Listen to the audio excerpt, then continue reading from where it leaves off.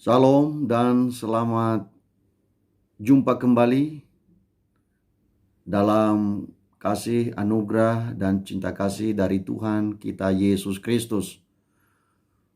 Pada hari ini saya mengajak kita untuk merenungkan satu topik yang pernah ditanyakan oleh seseorang kepada saya.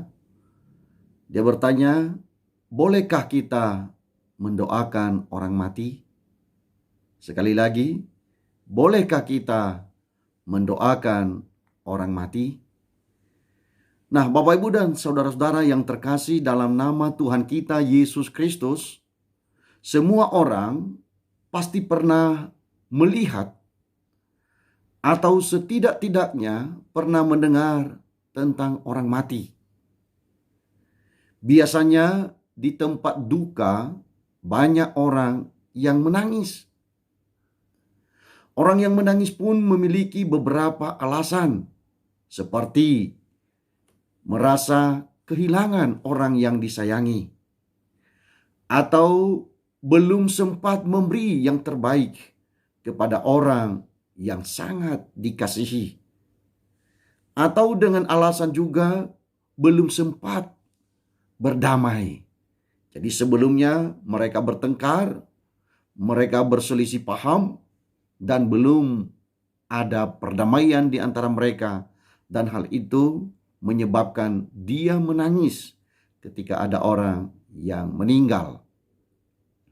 Lalu keluarga yang berduka yang sangat menyayangi orang yang meninggal, biasanya mereka juga mendoakan yang terbaik untuk orang yang meninggal ini. Biasanya mereka berdoa supaya diterima di sisi Tuhan. Atau dengan perkataan lain berharap supaya orang yang meninggal ini bisa masuk surga. Lalu muncul pertanyaan tadi, bolehkah kita mendoakan orang mati? Untuk menjawab pertanyaan ini, maka saya mengajak kita untuk membaca dan merenungkan beberapa ayat firman Tuhan. Yang pertama adalah Ayub pasalnya yang ke-7, ayatnya yang ke-8 sampai dengan ayatnya yang ke-10. Dikatakan begini, orang yang memandang aku tidak akan melihat aku lagi. Sementara engkau memandang aku tidak ada lagi. Sebagaimana awan lenyap dan melayang hilang, demikian juga orang yang turun ke dalam dunia orang mati tidak akan muncul kembali. Ia tidak lagi kembali ke rumahnya dan tidak dikenal lagi oleh tempat tinggalnya.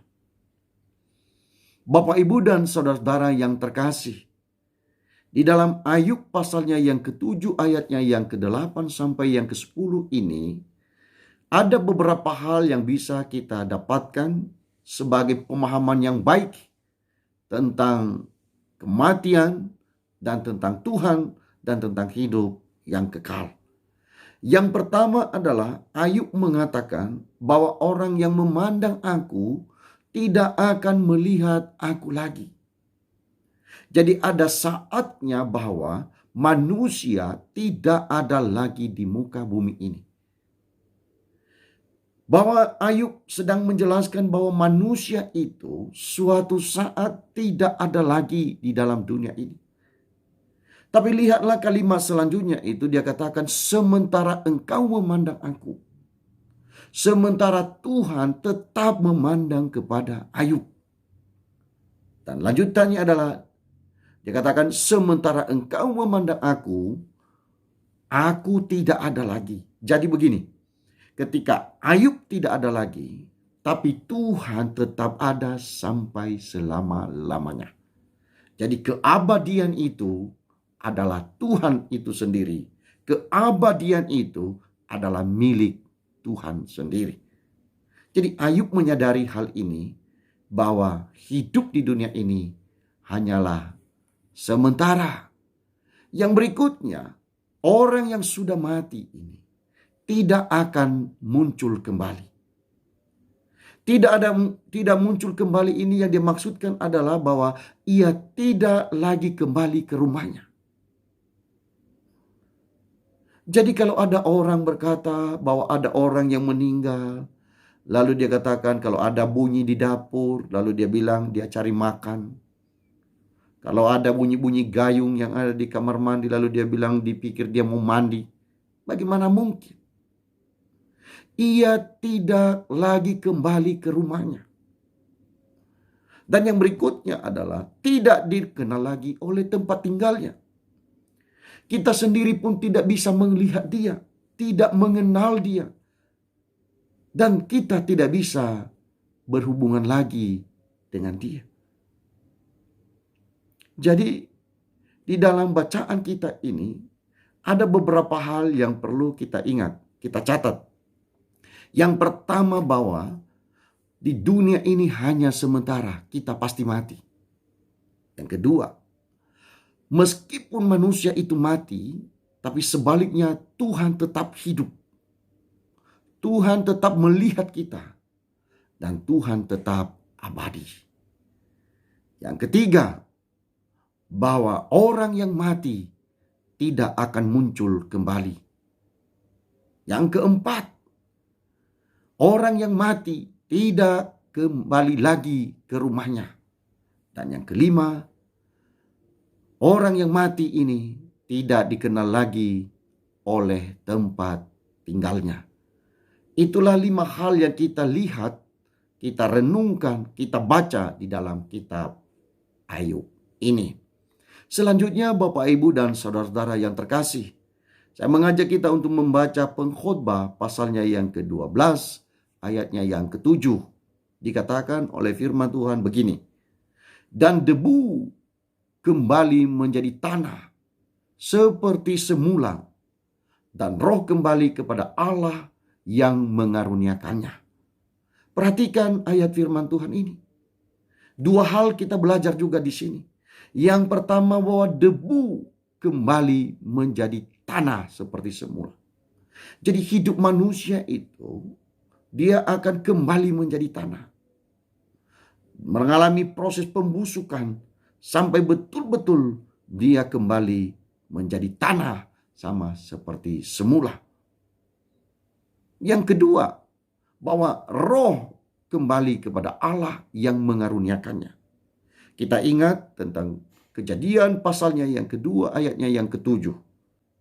Ketika Tuhan Allah membentuk manusia itu dari debu tanah, maka setelah terbentuk seperti manusia, tapi seperti dalam bentuk patung, tidak bisa bergerak apa-apa, tidak bisa melakukan apa-apa, Tuhan menghembuskan nafas ke dalam hidungnya, dan akhirnya manusia itu, makhluk itu menjadi hidup karena ada roh Allah di dalam hidupnya. Jadi tubuhnya yang dari tanah kembali menjadi tanah, dan rohnya kembali kepada Allah yang mengaruniakannya.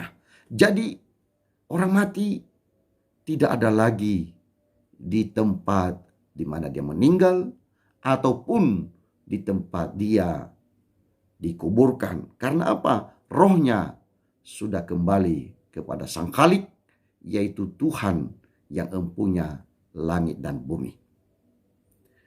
Bagian yang ketiga firman Tuhan yang kita baca adalah Ibrani pasalnya yang ke-9 ayat 27. Begini bunyi firman Tuhan. Dan sama seperti manusia ditetapkan untuk mati hanya 1 kali saja, dan sesudah itu dihakimi. Perhatikan ini Bapak Ibu dan Saudara, ada 2 hal juga kita belajar di sini. Pertama, bahwa manusia itu ditetapkan mati 1 kali.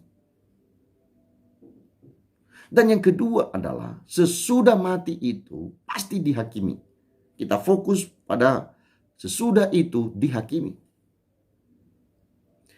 Ini berarti bahwa semua doa yang kita ucapkan untuk kebaikan orang yang meninggal ini tidak berdampak lagi.